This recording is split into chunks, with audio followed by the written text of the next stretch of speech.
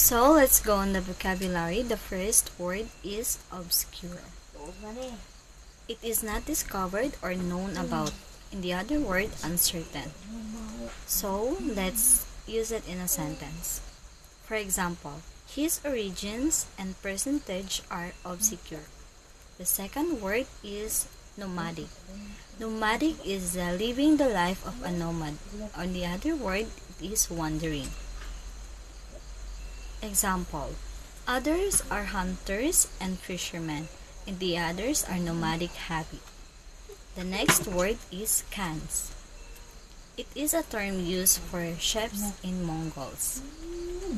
Next is gurs or yurts. It is a portable circular dwelling.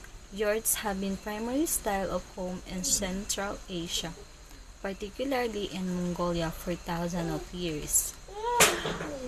The next word is desist. It is cease or abstain. Let's use it in a sentence. Example, the Mongols ordering them to desist. Next word is envoy.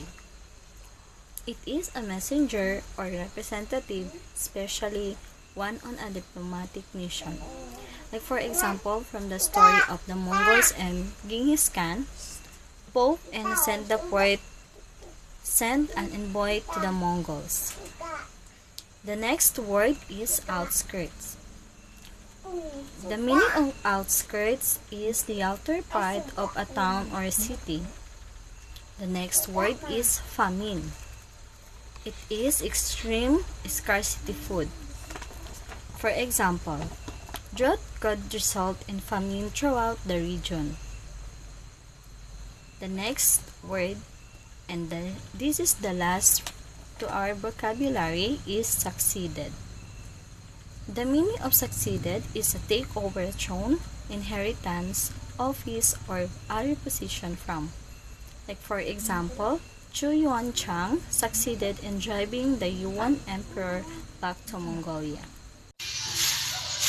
Characters. First, we have Genghis Khan. Genghis Khan is a universal ruler or emperor of emperors. He is son of poor noble. His birth name is Timochin and was born on the year 1160s. He is considered as one of the greatest conquerors of all time. He is brave, intelligent, a deep fighter, and a good manager. Second, we have Ogodi, son of Genghis Khan. Third, Guyub Khan succeeded Ogodi. Fourth, Pope Innocent IV sent an envoy to the Mongols ordering them to desist from the invasion of Europe. And we have also Mongke, a grandson of Genghis Khan who became Khan. 6. Kubali Khan, brother of Mongke, also the one who replaced. He became supreme ruler of China and started his own dynasty called Yuan Dynasty. And also we have Chu Yuanchang. A peasant succeeded in driving the emperor back to Mongolia. He declared himself a founder of the new dynasty called Ming Dynasty. And also we have Suli Indansan, Dugsumin Buduo, and Damdin Sukbahatar. They are liberated Mongolia from foreign conqueror. And lastly, we have the Mongols. Mongols are obscure people who live in the outer reaches of the Gobi. Mongolia as a country has no glory at all. I believe that God gave us a country only one great man in its history. For us, this great man is Genghis Khan. Mongolia country itself that there is no glory at all. So meaning ana in Bisaya, ang Mongolia country daw, ang Mongolia na bansa daw ay walay kalwalhatian. I believe that God gives a country one only great man in its history. And the name of its man is Genghis Khan or Genghis Khan. Setting. The story takes place in the Gobi Desert, also known now as Mongolia, where the Mongols were historically lived. Conflict. Man versus man.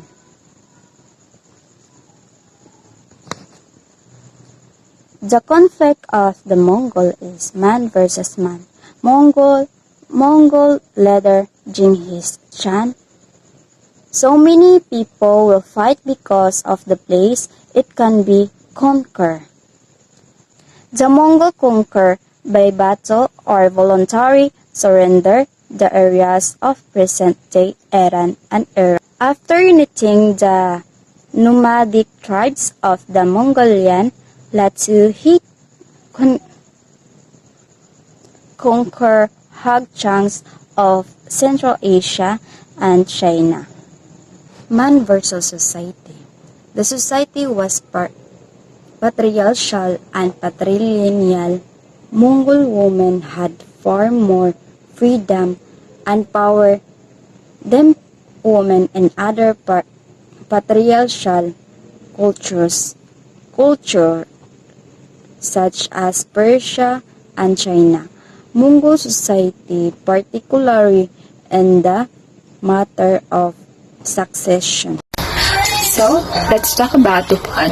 So in the exposition, the Mongols were historically an obscure people who lived in the outer reaches of the Gobi Desert, in what is now known as Outer Mongolia. They believed in a sky god who ruled over nature deities, and the gods communicated to them through shamans. Also, they lived in tent-like dwellings called gurs or yurts. The men were excellent horsemen. Their main weapon is bow and arrow. So the Mongols were historically an obscure people. So when we say obscure people, they are known to the world. And also, the Mongols are nomadic. So when we say nomadic, they are the people who doesn't have a permanent area to stay, and they keep moving from one place to another. So they believe in a sky god who ruled over nature deities, and the gods communicated to them through shamans. So when we say shamans, those are the people who have the magic to cure illnesses and foresee or foretell the future. The Mongols also were known for their classic migration of livestock such as the cows, the sheep, the goats, and camels and the horses. Also, their main diet is milk, meat, and yogurts.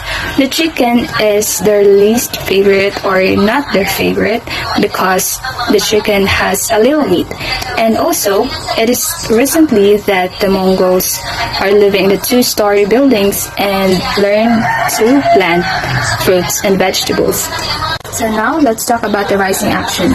So their obscurity started to change when Temujin, the son of a poor noble, was elected Genghis Khan.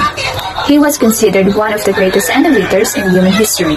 So Genghis Khan's empire was 4 times larger than the empire of Alexander the Great. When he was a new leader, his first military campaigns were to unify the people of the areas of Asia, Europe, and Asia. As an emperor, he was able to manage the place and the people well. So, when Temujin or Genghis Khan was elected, things started to change. The people became unified, and Genghis Khan was a good manager, a great leader, a wise and intelligent man, also an adept fighter. So Genghis Khan surrounded himself with people of talent, and he also established laws that did away with feuding and dissension, such as there would be no kidnapping of women, walay stealing, walay slavery po sa mga babae, and also the stealing of animals was a capital offense, and also ang mga nawala ng mga animals will be returned sa ilang mga owners, and if someone lost their property and na inagkuha at tulain, then it will become a capital offense. So also Genghis Khan write his native language, and also created official seals and a supreme officer of the law, and also he let his people to freely choose what they want to worship. He created an order in his will, an order that both strengthened and expanded it. So Genghis Khan is a great conqueror. He conquered many countries because of his great leadership. So the reputation of Genghis Khan and the Mongols so spread and persuaded them that towns and cities would sometimes surrender without a fight. Genghis Khan and his successors conquered many countries. The son of Genghis Khan, Ogedi, and his army were already at the outskirts of Vienna when the Mongols mysteriously pulled back. The retreat was due to the death of Ogadi. Furthermore, Ogadi was succeeded by Guyub Khan. Pope Innocent IV sent an envoy to the Mongols, ordering them to desist from their invasion in Europe and offered a hypnosis of Jesus and Christianity's tenets, hoping to convert the great Khan. Guyub only ruled for 1 year, and then his grandson Mongke became Khan. Mongke has a reform-minded like him. But suddenly, Mongke died in 1259. Kublai Khan, one of the brother of Mongke, succeeded Mongke, and Kublai Khan became the emperor of China and started his own dynasty, the Yuan dynasty. The following action of the story. Kublai Khan became a supreme ruler of China. And started his own dynasty, which is the Yuan dynasty. He transferred his capital city, which is the Mongolia, from Mongolia to Beijing. He is the one who unified China. In 1340s, the Yuan dynasty suffered from the massive famine that caused to decline the Yuan dynasty. So, tungod sa matinding tagutom ay unti-unting humina ang kanilang dynasty, and because of that, in 1368, a peasant Chu Yuanchang succeeded in driving Yuan emperor back to Mongolia. It's because Kublai Khan and his dynasty are declining. Because of that massive famine, bantog nakabalik siya sa Mongolia. And then Chu Yuanchang declared himself the founder of new dynasty, which is the Ming dynasty. The Mongols were disorganized starting from 14th to 20th century. It's because of the other Khans, mga lahi nga Khans nga naglahi og mga nag-establish og mga independent kingdoms that caused the Mongols to wage war each other. And then, because of that, they were conquered by the Chinese in 1990. It's because their empire was already weak and declining. But in 1921, under the leader S. Danzan, D. Budo, and D. Sukbatar, they liberated Mongolia from foreign conquerors and became it a republican monarchy. So, tungkol sa ilan ni S. Danzan, D. Budo, and D. Sukbatar ay nakalaya ang mga Mongolian sa mga laing bansa nga nagsakop sa ilaha o gihimo kining republican monarchy. In July 1990, general election took place in Mongolia. So, ang Mongolia pagka sa 1990 is sa July 1990 pasimuno sila election para sa bag-ong mamumuno sa ilaha. And then it is now a parliament republic with a president and a multi-party system. A parliament republic is a republic that operates under a parliament system of government where the executive branch, the government, derives its legitimacy from and is accountable to the legislator, the parliament. When Genghis Khan died, his history remains a legend. In 1227, he fell off his horse while leading his men into war and died. He was supposed to have been buried in a beautiful grassland where his horsewhip had fallen. Now there is a shrine in this area. According to another legend, Genghis Khan's grave was stomped by 1,000 horsemen so that no one knows exactly where he is buried. The 1,000 horsemen later all were killed to protect the location of the grave. In my own understanding, Genghis Khan died while leading his men into war. But even when Genghis Khan died, he still remains as a legend and buried in a beautiful grassland where his horsewhip had fallen. But according to another legend, Genghis Khan's grave was stomped by 1,000 horsemen so that no one knows where exactly Genghis Khan buried. And later on, the 1,000 horsemen killed to protect the location of the grave. Theme. The theme of the story titled The Mongols is leadership. Why leadership? It is because a good leader is a good listener. The main character of the story is Genghis Khan, and he is a great leader with a perspective to protect his nation. When it comes to battle, he's always hesitant, especially if he doesn't have a plan. Good leaders have strong ethics. The truth of the matter is that you always know the right thing to do. The hard part is doing it.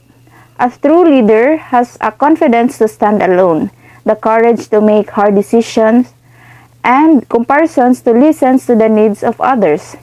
That's why, in their overall battle, they barely lose a fight. Moral lessons. A true leader has the confidence to stand alone, the courage to make thought decisions, and compassion to listen to the needs of others. From the sentence, I really agree that a true leader has a confidence to do his responsibilities. He does not see out to be a leader but becomes one by the quality of his actions and the integrity of his intent. Douglas MacArthur. Yes. Ang leader is dili lang sa istorya lang siya, dili lang through words, kung dili dapat na jud siya na sa sa lihok